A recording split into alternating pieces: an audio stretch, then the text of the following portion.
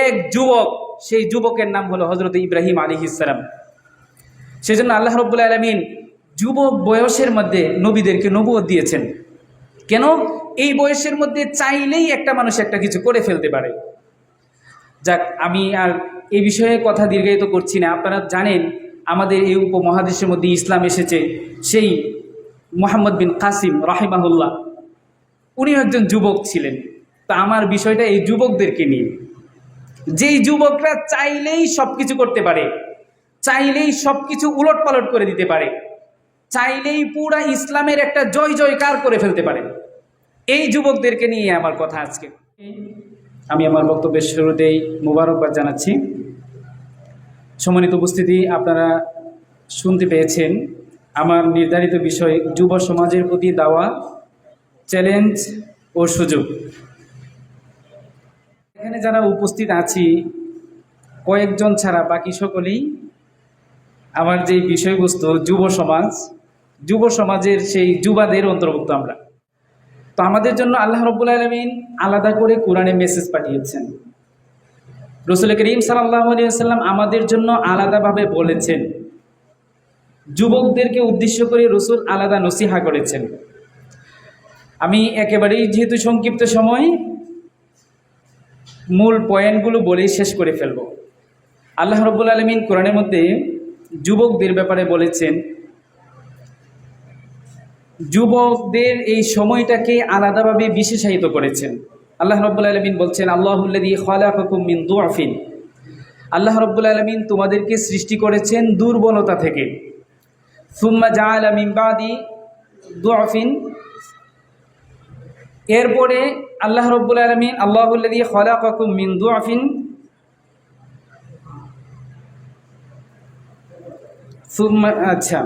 আল্লাহ রাব্বুল আলামিন এক দুর্বলতা থেকে আরেক দুর্বলতায় আমাদেরকে রূপান্তরিত করেছেন।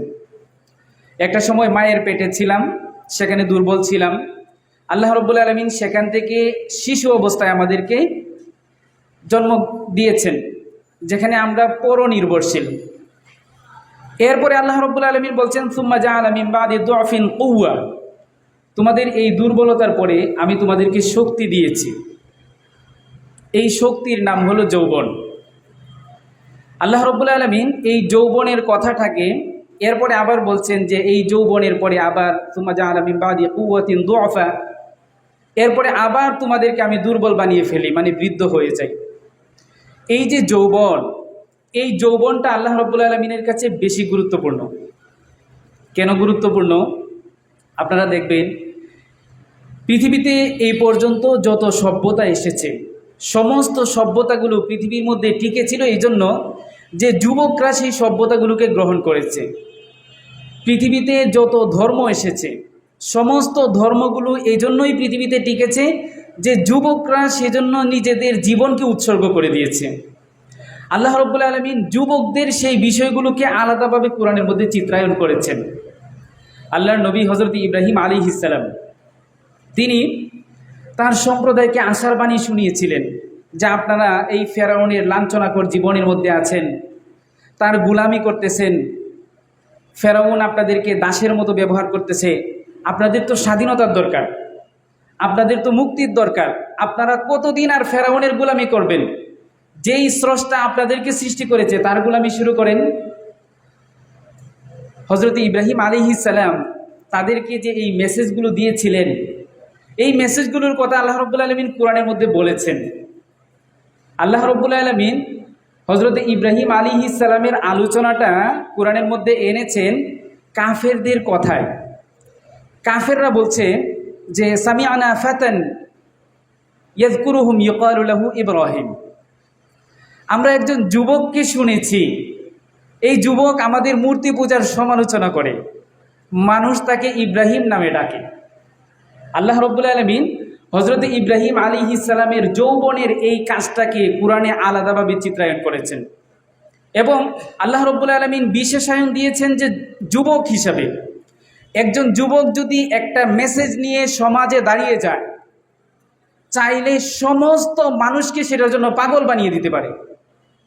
আল্লামা আবুল হাসান আলী নদভী রাহিমাহুল্লাহ, উনি আরাকানে গিয়েছিলেন। আরাকানে যাওয়ার পরে আরাকানের মুসলমানদেরকে উনি একটা কথা বলেছিলেন, যে কথাটা আমাদের সমাজের জন্য ফিট খায়।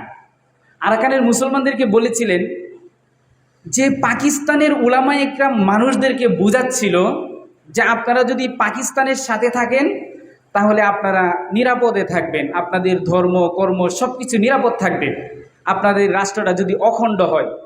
ভারত ষড়যন্ত্র করতেছে রাষ্ট্রটাকে বিভাজন করার জন্য, পূর্ব পাকিস্তান পশ্চিম পাকিস্তান। কিন্তু একজন লোক দাঁড়িয়ে গেলেন, একজন লোক দাঁড়িয়ে মানুষদেরকে এই কথা বললেন যে পাকিস্তান থেকে যদি আমরা আলাদা হই তাহলে আমাদের এখানেই আমাদের মুক্তি।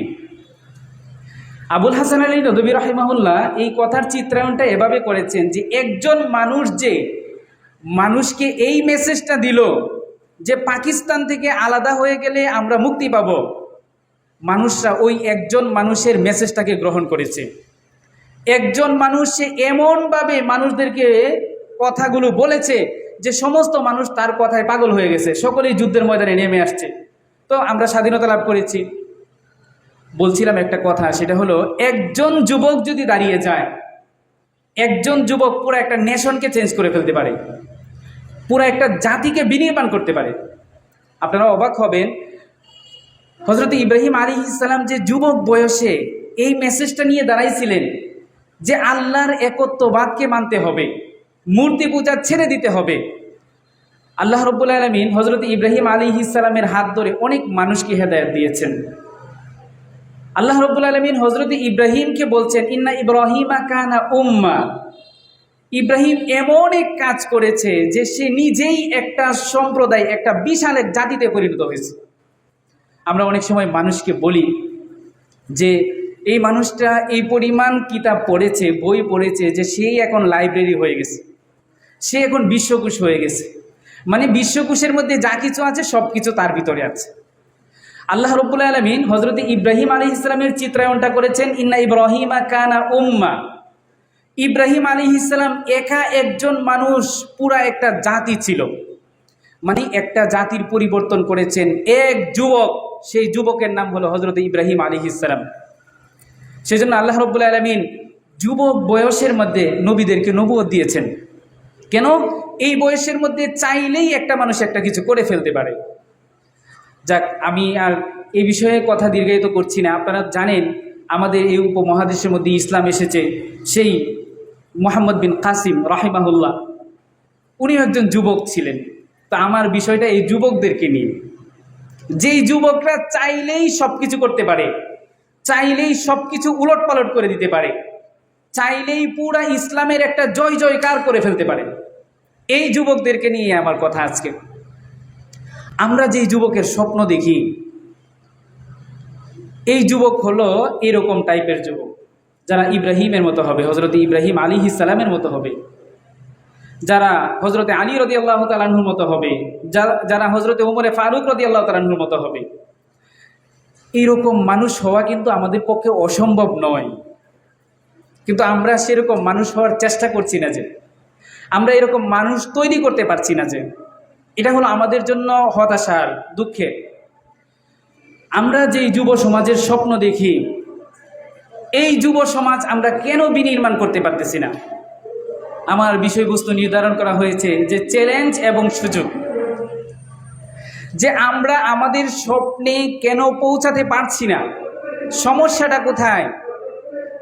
আমরা তো এখন, হুজুর কিছুক্ষণ আগে বলেছেন একটা কথা, যে মানুষ বলে এই কথা যে বাংলাদেশ হলো মুসলিম দেশ, এদেশে মুসলমানদের সংখ্যা বেশি, বাস্তবতায়ও বেশি।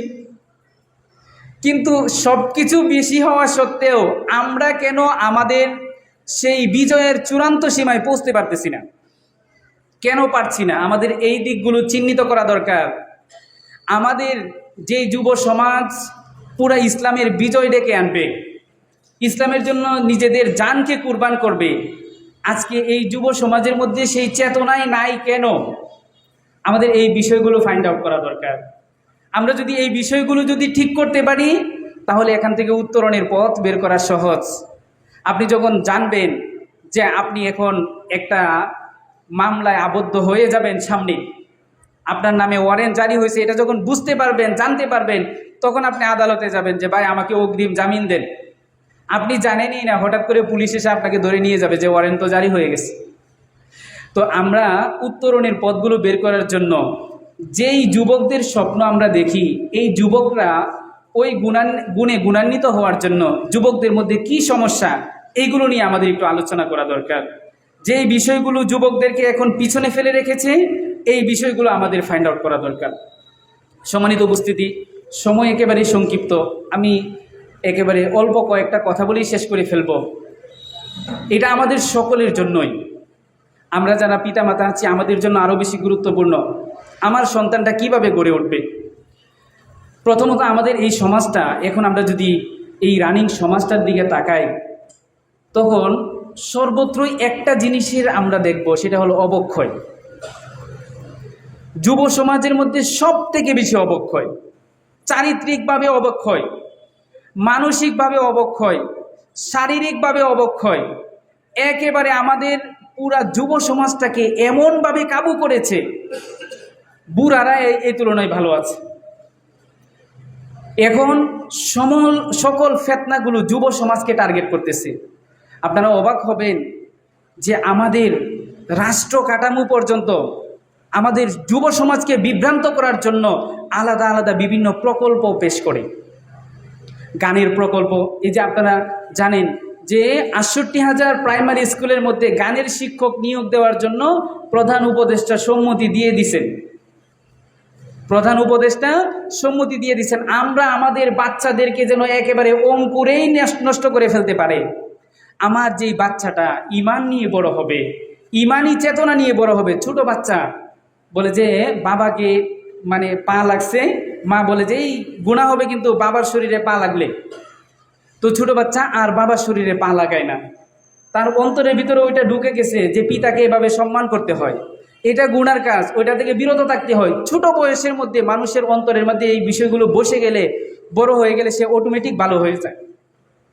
কিন্তু রাষ্ট্রীয়ভাবে আমাদের এই সন্তানদেরকে বিভ্রান্ত করার জন্য একেবারে অঙ্কুরেই যেন বীজটা নষ্ট হয়ে যায়, সেজন্য সরকার বিশাল শত শত কোটি টাকা, হাজার হাজার কোটি টাকার প্রকল্প নিয়েছে। ৬৮,০০০ স্কুলের মধ্যে সঙ্গীতের শিক্ষক নিয়োগ দিবে। তো সঙ্গীতের শিক্ষক কি নিয়োগ দিবে? আমাদের বাচ্চাদেরকে কোরআন হাদিস শিখাবে, সেখানে সঙ্গীতের শিক্ষক শিখাবে, গান কিভাবে গাইতে হয়, নাচ কিভাবে নাচতে হয়, নাচের সময় কি ভঙ্গিমা করতে হয় সেটা শিখাবে। আর গানের মধ্যে ভালো জিনিস থাকে? গানের মধ্যে কি মানুষের হেদায়েতের কথা আছে? সমস্ত রকমের অশ্লীলতা। মানে বলছিলাম, আমাদের যুব সমাজকে নষ্ট করার জন্য, একেবারে অঙ্কুরে শেষ করে ফেলার জন্য রাষ্ট্রীয় প্রকল্প কাজ করতেছে। হুজুর তো এনজিও সংস্থাগুলোর কথা বলেছেন, হুজুর এটা নিয়ে অনেক কাজ করেন, বিভিন্ন এনজিও নিয়ে। ভাই, এনজিও থেকে বড় যে রাষ্ট্রের অধীনে আমরা থাকি, এই রাষ্ট্রই তো আমাদেরকে বিভ্রান্ত করে ফেলতেছে। এই রাষ্ট্রই তো আমাদের ইমানকে ধ্বংস করার জন্য বিশাল এক এজেন্ডা বাস্তবায়ন করতেছে। আপনারা অবাক হবেন, সিলেবাসগুলোতে এমন কিছু এরা ঢুকাইছে, আমাদের যুব সমাজ কেন হেদায়েতের পথে আসতেছে না? যারা বেশি শিক্ষিত এরা আরো বেশি সমস্যা কেমন? মানে শিক্ষিত হওয়ার সমস্যা নয়, আমরা যেহেতু এই বিষয়গুলো ফেস করতেছি সেজন্য আপনাদেরকে বলতেছি, একটা মানুষ যখন মূর্খ থাকে তখন তাকে বোঝানো যায় ভাই ইসলামই একমাত্র সত্য ধর্ম, এটাই মানতে হবে, অন্য কোনো ধর্ম মানা যাবে না। আর যারা শিক্ষিত তাদের সিলেবাসের মধ্যে শেখানো হয়েছে সকল ধর্মকে সম্মান দিতে হবে, সব ধর্ম ইকুয়াল, বরাবর, সুতরাং তুমি ইসলাম মানো আর কি। মানে আমাদের সিলেবাসের মধ্যে যেভাবে রামকে সম্মান করা শেখানো হচ্ছে, এভাবেই আমাদের প্রিয় নবীজি মুহাম্মদ সাল্লাল্লাহু আলাইহি সাল্লামকে সম্মান করা শেখানো হচ্ছে। রাম আর আমাদের নবীজি কি সমান? গণেশ আর আমাদের নবীজি কি সমান? আমাদের সিলেবাসগুলো এই প্রজেক্ট হাতে নিয়েছে যে আমাদের বাচ্চাদের ঈমানকে কিভাবে ধ্বংস করা যায়। আমাদের যুব সমাজ যারা স্কুল কলেজে পড়তেছে তারা তো আর জানে না কোন কথাটা ইসলামের বিপরীত গেল, কোনটা হাদিসের বিপরীত গেল, কিন্তু অনায়াসে পড়তেছে। সব থেকে ভয়ঙ্কর কথা হচ্ছে, আমরা মনে করি আলিয়া মাদ্রাসাগুলো মনে হয় একটু ভালো। আলিয়া মাদ্রাসার মধ্যে ঈমান বিধ্বংসী কথাবার্তা আরও বেশি। ইসলামের ইতিহাস বই তো এমনভাবে আজগবি ইতিহাস দিয়ে সাজাইছে, সাহাবা একরাম রাদিয়াল্লাহু তাআলা আনহুমকে গালিগালাজ করে এই বই যদি কেউ পড়ে আর সেটাকে যদি সে ধারণ করে, সাথে সাথে সে কাফের হয়ে যাবে। আপনাদেরকে এটার ভয়াবহতার কথা বলছিলাম যে আমরা আমাদের যুব সমাজকে কেন উদ্ধার করতে পারতেছি না। যেই ছেলেটাকে মনে করেন আপনি দিনে 10 মিনিট সময় দিচ্ছেন, তাকে নসিহা করছেন, অথবা 1 ঘন্টা এসে আপনার এখানে পড়ছে, সেই ছেলেটা তো 8 ঘন্টা স্কুলের মধ্যে পড়তেছে। 8 ঘন্টা পর্যন্ত তার শিক্ষক তাকে কুফরি মতবাদ শিক্ষা দিচ্ছে, আর সেই ছেলেটাকে আপনি 1 ঘন্টায় কি বুঝাবেন, 10 মিনিটে কি বুঝাবেন? তো আমাদের যুব সমাজের সমস্যাটা হলো এই অবক্ষয় যে তৈরি হয়েছে, এই অবক্ষয়টা প্রাতিষ্ঠানিকভাবে তৈরি হচ্ছে, এই অবক্ষয়গুলো রাষ্ট্রীয়ভাবে তৈরি হচ্ছে। আজকে স্কুলগুলোতে দেখেন চারিত্রিক অবনতির যত দিক আছে সমস্ত দিকের অ্যাপ্লাই একেবারে অনুশীলন ভার্সিটিগুলোতে হচ্ছে। আপনি আপনার সন্তানকে বলছেন চরিত্র সুন্দর রাখতে হবে, আর ওরা কি শিখাচ্ছে? ওরা শিখাচ্ছে ফ্রি মিক্সিং। ওরা শিখাচ্ছে এই যে তোমার ফ্রেন্ড সে ছেলেও হতে পারে মেয়েও হতে পারে, এটার মধ্যে কোনো পার্থক্য নেই। আচ্ছা বলেন দেখি, যেই যুবক এই পরিবেশের মধ্যে বেড়ে উঠবে, এই যুবক কিভাবে দিনের পথে আসবে? তাকে তো 24 ঘন্টা এখানে আবদ্ধ করে রাখা হচ্ছে। এরপরে আমাদের যুব সমাজের মধ্যে আরেকটা বড় বিষয়, সেটা হচ্ছে মাদকাসক্তি। আজকের যুব সমাজ সব থেকে যেই জিনিসটার প্রতি বেশি আসক্ত এবং আমাদের যুব সমাজকে একেবারে ক্ষয় করে দিচ্ছে, সেটা হলো মাদক। এই মাদক তার পিতামাতার সাথে সম্পর্ককে নষ্ট করছে, উস্তাদদের সাথে সম্পর্ককে নষ্ট করছে, সমাজ থেকে তাদেরকে বিচ্ছিন্ন করে ফেলছে। ফলে যেই ছেলেগুলো এরকম অ্যাডাক্টেড হয়ে যায়, মাদকাসক্তিতে আসক্ত হয়, এদেরকে দিনের পথে আনা অনেক কঠিন হয়ে যায়, এদেরকে উদ্ধার করা মারাত্মক কঠিন হয়ে যায়, এই ছেলেগুলো বিপদগামীতে চলে যায়। আল্লাহ রাব্বুল আলামিন সেজন্য মাদককে হারাম করে দিয়েছেন। এরপরে আমাদের যুব সমাজের মধ্যে আরেকটা বড় সমস্যা, যেটা এখন প্রকট আকার ধারণ করেছে, এই যে গ্লোবালাইজেশন যেটাকে বলা হচ্ছে, যে হাতের মুঠোয় পুরো দুনিয়া, ইন্টারনেট আমাদের ছেলেদের হাতে চলে আসছে, মোবাইল এখন আমাদের ছেলেদের হাতে চলে আসছে। এগুলোর সঠিক ব্যবহার না জানার কারণে আজকে আমাদের এই ছেলেগুলো এখান থেকে বিভ্রান্ত হচ্ছে, আত্মহত্যা করতেছে। কেন? বাপে মোবাইল কিনে দিচ্ছে না, সেই জন্য ওর কাছে এই মোবাইলের আসক্তিটা এই পরিমাণ গিয়ে পৌঁছেছে। আমি গতকালকেও একটা রিপোর্ট দেখতেছিলাম যে পুরা বিশ্বের মানুষ, এই যে ছোট বাচ্চারা সব থেকে বেশি মোবাইলের ক্ষতিগ্রস্ত। ছোট বাচ্চারা, আগে যেখানে একটা বাচ্চার 9 মাস 8 মাস 9 মাস হতেই এই বাচ্চাটা আব্বু আম্মু বলে ডাকতো, খেয়েছো? হ্যাঁ খেয়েছি, এরকম মানে সাড়া দিত। এখন অনেক বাচ্চা 1 বছর 2 বছর 3 বছর হয়ে গেল, সে কথা বলতে পারতেছে না। আমি গত 3 দিন আগে এই রিপোর্টটা দেখতেছিলাম যে এটার কারণ হচ্ছে মোবাইলের আসক্তি।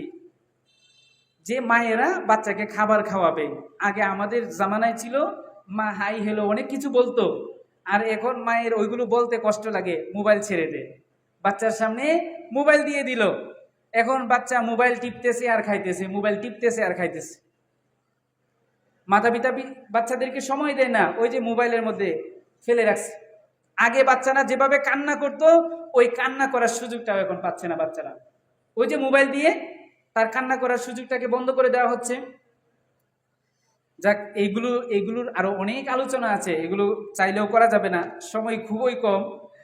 তো আরেকটা বিষয় যেটা আমি একটু আগেও বলেছিলাম, যে আমাদের যুব সমাজ এখন সমাজ থেকে বিচ্ছিন্ন হয়ে পড়ছে মোবাইলের কারণে, মাদকাসক্তির কারণে এবং বিভিন্ন কারণে। এখন যুবক হয়ে গেলে এখন বাপের সাথে ছেলের সম্পর্ক থাকবে কেন? ছেলে বড় হয়ে গেছে না, ছেলের সাথে এখন কার সম্পর্ক থাকবে? তাহলে ওই যে অন্যান্য ফ্রেন্ড সার্কেল বানায়, তারা ফ্রেন্ড সার্কেল অন্যান্য বন্ধু বান্ধব বানায়, বন্ধু বান্ধবদের সাথে খুব সম্পর্ক, খুব আড্ডা, পিতার সাথে কোনো সম্পর্ক নেই। যাদের কাছে গেলে সে ভালো হবে তাদের সাথে তার সম্পর্ক নেই, যাদের কাছে গেলে খারাপ হবে, খারাপ মেসেজ পাবে, তাদের সাথে তার সম্পর্ক। মানে আমাদের সোসাইটিতে যেখান থেকে তার প্রতি উপদেশ আসবে, সে ভালো পথ নির্দেশ পাবে, এখান থেকে সে বিচ্ছিন্ন হয়ে সে এককভাবে জীবনযাপন করে অথবা খারাপ পথ বেছে নেয়। এটাও আমাদের যুব সমাজকে হেদায়েতের পথে অনেক বড় অন্তরায়।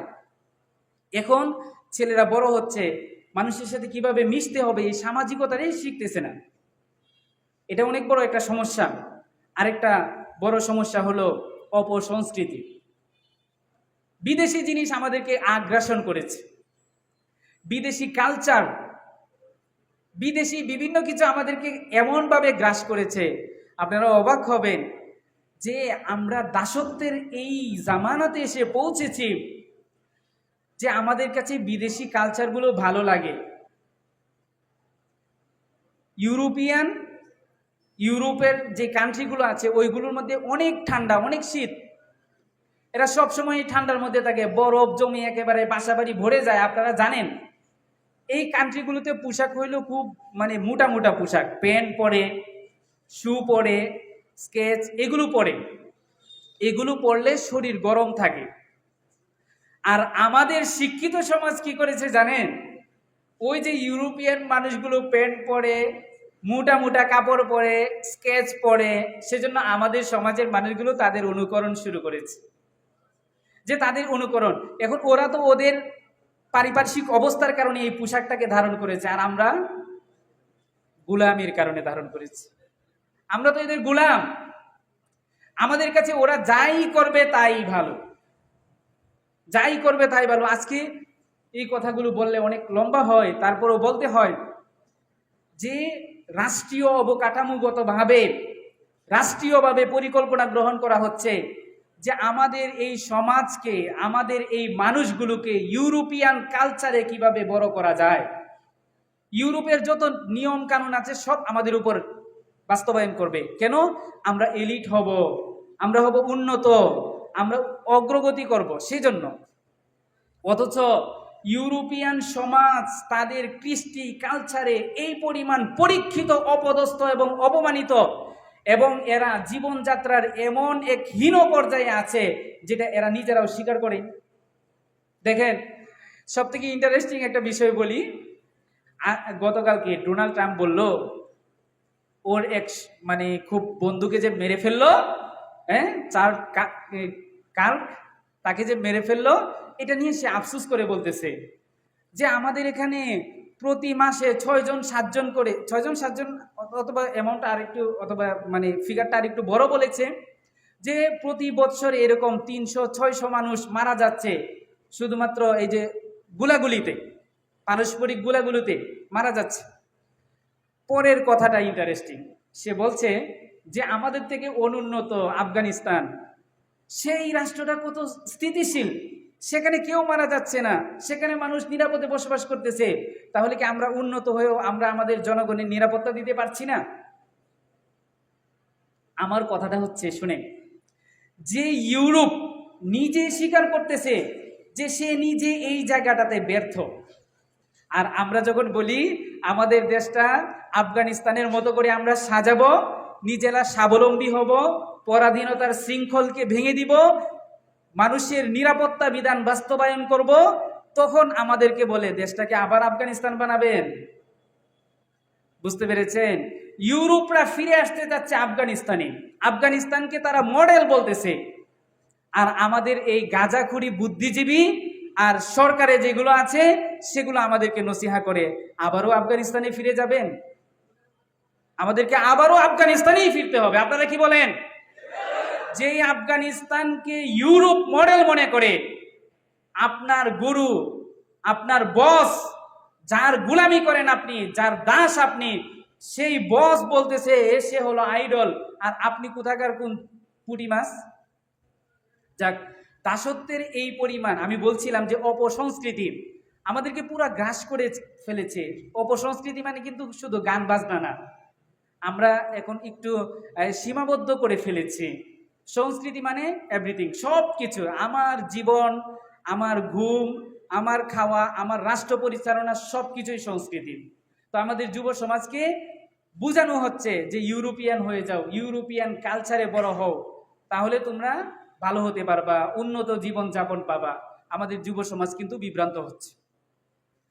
তো সম্মানিত উপস্থিতি, আমাদের এই যুব সমাজকে এগুলো থেকে উদ্ধার করতে হবে। দেখেন, আমি কিন্তু অনেকগুলো পর্যায়ে বলেছি, ব্যক্তি পর্যায়ে যেরকম তারা বিভ্রান্ত হচ্ছে, সামাজিক পর্যায়েও তাদেরকে বিভ্রান্ত করা হচ্ছে, এনজিও সংস্থাগুলো দিয়ে বিভ্রান্ত করা হচ্ছে, এমনকি রাষ্ট্রীয় অবকাঠামো, রাষ্ট্রীয় পরিকল্পনায় বিভিন্ন প্রজেক্ট হাতে নেওয়া হচ্ছে তাদেরকে বিভ্রান্ত করার। তো আমরা করবোটা কি? আমাদের কাজটা কি এখন? আমরা তাদেরকে উদ্ধার করব কিভাবে? আজকে একটা সময়ই ছিল এরকম, কঠিন সময় ছিল কয়েকদিন আগেও, যে ভার্সিটিগুলোতে দাড়ি টুপি দেখলেই মেরে ফেলতো এবং বলে দিত সে হলো অমুক দলের, সেজন্য তাকে মেরে ফেলেছি, সেটা বৈধ হয়ে গেছে। তো আমাদের এই যুব সমাজকে আমরা উদ্ধার করব কিভাবে? এক নাম্বার হলো তাদেরকে বেশি করে দাওয়াত দিতে হবে, বেশি করে দাওয়াত দিতে হবে।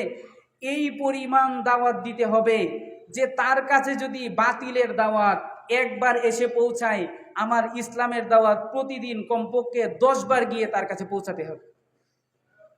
আজকে আমাদের এই সময় অনেকেই বলে যে উলামা একরামের সংখ্যা বেশি হয়ে গেছে, অনেক হচ্ছে, এগুলো সব মানে আই ওয়াশ কথাবার্তা।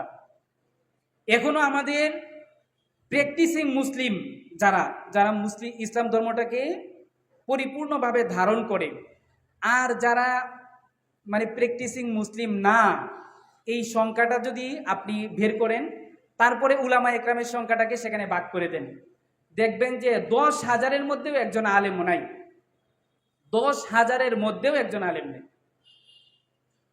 একজন আলেম চাইলেই 10,000 মানুষকে হেদায়েত করতে পারবে না, এই সময়েও তার হবে না। 5,000 জনের কাছেও যাইতে পারবে না। তো আমাদেরকে আরো বেশি প্রত্যেককেই আমাদের দায়ী হতে হবে।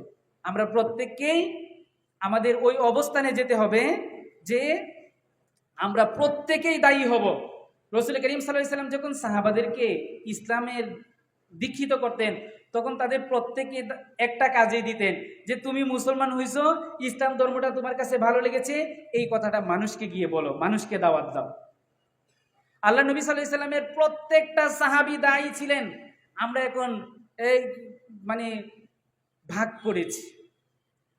করেছি কিছু মানুষ 5 ওয়াক্ত নামাজি, অমুককে অমুক হলো 5 ওয়াক্ত নামাজ পড়ে মসজিদে গিয়া, আর অমুক হলো তাবলীগের সাথে, আর অমুক হলো রাজনীতি করে, মানে ক্লাসিফিকেশন ভাগ করেছি। রসুলের জামানায় এরকম কোনো ক্লাসিফিকেশন ছিল না, প্রত্যেকটা মুসলমান দায়ী ছিল। হুজুর বলেছেন খ্রিস্টানদের কাজ এই পরিমাণ বিস্তৃত হচ্ছে, অবাক হয়ে যাবেন।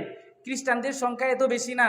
আমাদের স্বাধীনতার সময় যখন আমাদের দেশ স্বাধীন হচ্ছে, তখন খ্রিস্টানদের সংখ্যা ছিল সর্বোচ্চ 1,02,1 ছিল।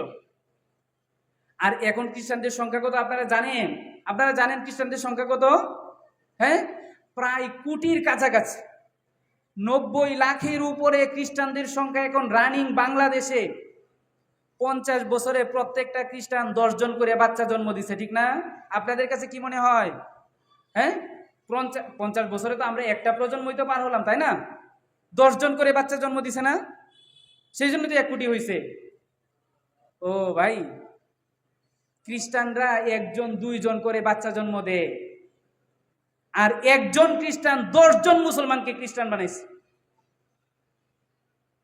আপনি আপনার ইসলাম ধর্ম নিয়ে, আমি আমার ইসলাম ধর্ম নিয়ে পড়ে আছি, আমি বলছি যে আমি প্র্যাকটিসিং মুসলিম, আমি নামাজ পড়তেছি, বাস এনাফ। কি যে সময়ের মধ্যে আমরা যাচ্ছি, আমাদের এই পরিমাণ অবনতি, এই পরিমাণ আমরা ইয়াতে আছি, এটা বলার বাহিরে। মাঝে মাঝে হতাশা চলে আসে।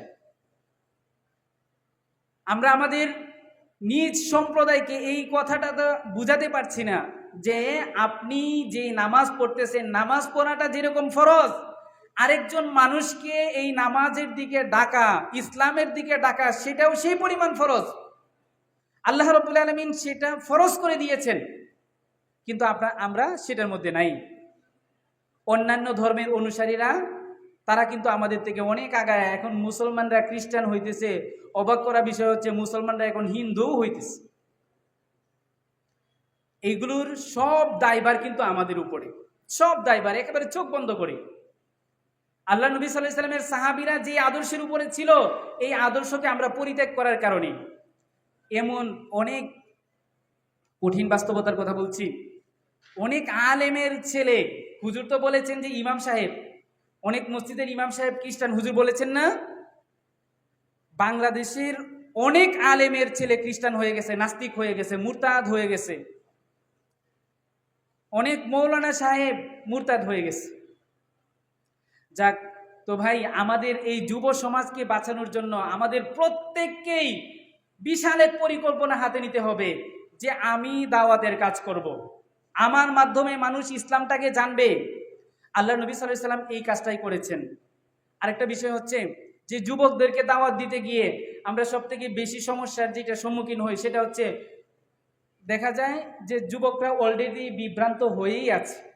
কিছু যুবক আছে মাদকাসক্ত, কিছু যুবক আছে সামাজিকভাবে অন্যান্য অপরাধের মধ্যে জড়িত, এমনকি পলিটিক্যাল ব্যাকগ্রাউন্ডের হওয়ার কারণে সেও ওই রকম অপরাধের মধ্যে জড়িত। আমরা এই মানুষগুলোকে অ্যাভয়েড করে চলি, অথচ এদের কাছে আরও বেশি যাওয়া দরকার আমাদের। যেই যুবকগুলো মাদকাসক্ত হলো এদের কাছে যাওয়া দরকার। যেই যুবকগুলো আজকে বিভিন্ন রকমের ফিতনা, বিশেষ করে নারী গঠিত ফিতনায় নিমজ্জিত হয়ে গেছে, আমরা মনে করি ও তো প্রেম করে পুরা বিয়ে করে লাইছে, এখন আর ওরে কি দাওয়াত দিব, অথবা আরো হাবিজাবি অনেক কিছু করে। আমি বলছি না বিষয়গুলো, মানে পরিষ্কার করে বলছি না অন্য কারণে। যাক, তো আমাদের তাদেরকেও টার্গেট করা দরকার। তাদের জন্য আমার ইসলাম। আল্লাহ নবী সাল্লাল্লাহু আলাইহি ওয়াসাল্লামের কাছে এক সাহাবী এসে বলেন, ইয়া রাসূলুল্লাহ, ইসলাম ধর্ম গ্রহণ করব, তবে আমাকে অনুমতি দিতে হবে। কিসের? বলে যে আগে থেকে জেনা করে অভ্যাস, জেনার অনুমতি দিতে হবে। আল্লাহ নবী সাল্লাল্লাহু আলাইহি ওয়াসাল্লাম জিজ্ঞাসা করলেন যে তুমি যার সাথে জেনা করো সে কারো মা না? বলতেছে হ্যাঁ কারো মা। কারো বোন না? বলতেছে হ্যাঁ কোনো একজনের তো বোনও হতে পারে। তাহলে কারো মেয়ে না? বলতেছে হ্যাঁ কোনো একজনের তো মেয়ে হবেই। তো আল্লাহ নবী সাল্লাল্লাহু আলাইহি ওয়াসাল্লাম বললেন, তোমার বোনের সাথে যদি এরকম কাজ করে? বলেছে ইয়া রাসূলুল্লাহ, আমার বোনের সাথে এরকম কাজ করলে তো কল্লা ফেলে দেব। আর যদি তোমার মেয়ের সাথে করে? বলছে ইয়া রাসূলুল্লাহ, কল্লা ফেলে দেব। আর তোমার মায়ের সাথে করলে? বলতেছে ইয়া রাসূলুল্লাহ, অবশ্যই কল্লা ফেলে দেব। আল্লাহ নবী সাল্লাল্লাহু আলাইহি ওয়াসাল্লাম বললেন, তাহলে তুমি আরেকজনের মায়ের সাথে, বোনের সাথে আর মেয়ের সাথে করলে সে কষ্ট পায় না? কথাটা শুনে আল্লাহ নবী সাল্লাল্লাহু আলাইহি ওয়াসাল্লাম ওই সাহাবী সাথে সাথে বললেন যে আমি আর কখনো জেনা করব না। আমাদের কাছে যদি কোনো যুবক এসে বলে যে হুজুর চিল্লাই যাব, ঠিক আছে, কিন্তু ওই যে টানি যে ওইটা কিন্তু ছাড়তে পারবো না, অথবা ওই যে কোনো একটা নেশা আছে, নেশাটা ছাড়তে পারবে না, চিল্লাই যাবে, ওরে তোর চিল্লার দরকার নাই, তুই মসজিদ গিয়ে নাপাক করবি, তুই তা। কথা বুঝে আসছে? অথচ এই যুবকটা যদি চিল্লায় যায়, এক চিল্লা দিয়ে আসুক না, পরে দেখেন না তার পরিবর্তনটা কি হচ্ছে। তো যুব সমাজকে নম্রভাবে আগলে রাখতে হবে, মানুষকে নম্রতার সাথে দাওয়াত দিতে হবে। আল্লাহ নবী সাল্লাল্লাহু আলাইহি ওয়াসাল্লাম খুব নরম ছিলেন, গরম ছিলেন না। আল্লাহ রাব্বুল আলামিন বলছেন, ফাবিমা রাহমাতিম মিনাল্লাহি লিনতা লাহুম, আল্লাহর রহমত আপনার উপরে আছে, সেজন্য আপনি মানুষের সাথে নরমভাবে কথা বলেন। আল্লাহর রহমত যার উপরে আছে সে নরমভাবে কথা বলে, আর যার উপরে আল্লাহর গজব সে গরমভাবে কথা বলে। আল্লাহ নবী সাল্লাল্লাহু আলাইহি ওয়াসাল্লাম নরম ছিলেন। এরপরে আল্লাহ রাব্বুল আলামিন বলছেন, ওয়ালাউ কুনতা ফাযযান, যদি আপনি গরম হইতেন, গলিয